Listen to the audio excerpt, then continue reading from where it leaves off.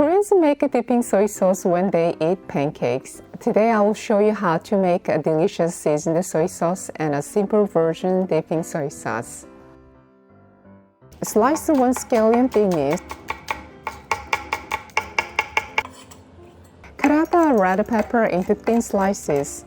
Chop it finely. If you add red pepper, the color is good, and the slightly spiced taste makes it taste better. This is optional. Mince 1 clove of garlic finely.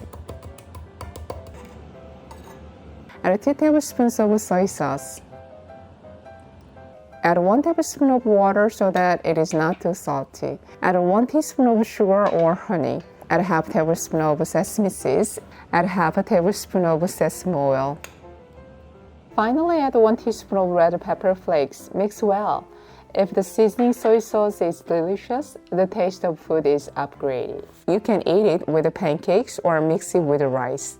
A very tasty seasoned soy sauce is done. This time I will show you a simple version of a soy sauce. Add 1 tablespoon of soy sauce. Add 1 tablespoon of water to keep the sauce from getting salty. Add a half tablespoon of vinegar.